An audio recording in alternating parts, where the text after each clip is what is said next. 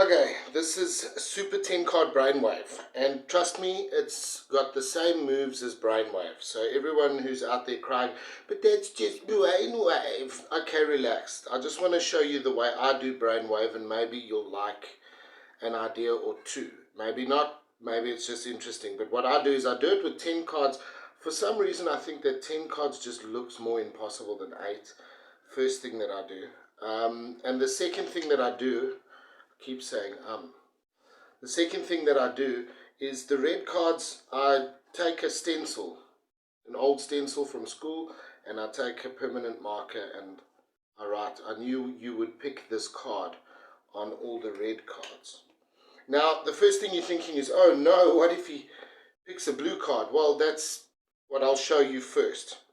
If you don't know what Brainwave is, if you're new to magic and you don't know what Brainwave is, you can research a tutorial, but you'll pick up the moves that I'm doing here, and if you just work with it a little bit, you'll pick up what I'm doing. But basically what you do in the brainwave handling is you tell them to name a card, so they name the King of Spades. Now I know that that's a blue card, I'll tell you why later, but they name that card, you out jog it like this, and then you put it down with the right hand, but then these cards you bring underneath the pack.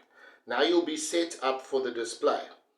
If you want to look at a very beautiful display, look at Leonard Green's 8-card Brainwave display. It's beautiful. Anyway, but the way I do the display is I take the cards in my right hand, I push off the face card, and then I turn them both over. And then I say, I'm going to explain to you how this trick works, and you still won't know how it works.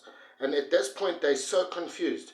And then you say, I knew you would pick this card on every single card. And then you throw down first the single card in this hand, and then that card, but you throw them together. And then you do the same thing again. Push off the face card and turn them over.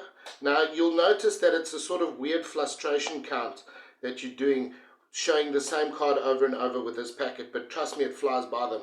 You throw it down like that. Remember, the loose card first on the table. Okay? Face card again, turn them over, throw them down. Face card again, turn them over, throw them down. Now it looks like you're showing all of the backs of the cards. Meanwhile, you only showed every second card with a clever little display. And you say, but you picked the King of Spades. You turn the cards over to show them one last time. And you say to them, but you picked the only blue one. And the one that said, that the only one that didn't say, I knew you would pick this card. So that's even stranger. Okay? And I know a lot of magicians will say, oh, that's ugly, it doesn't really work. But trust me, it works beautifully, and it's the same thing. Obviously, it works better when they actually choose the card that says, I knew you would pick this card. Okay? Because it looks so nice. So I'll go through how I put that in the odds in my favor. And what I do to put the odds in my favor, all the blue cards are picture cards, if you'll notice. Every single blue card is a picture card.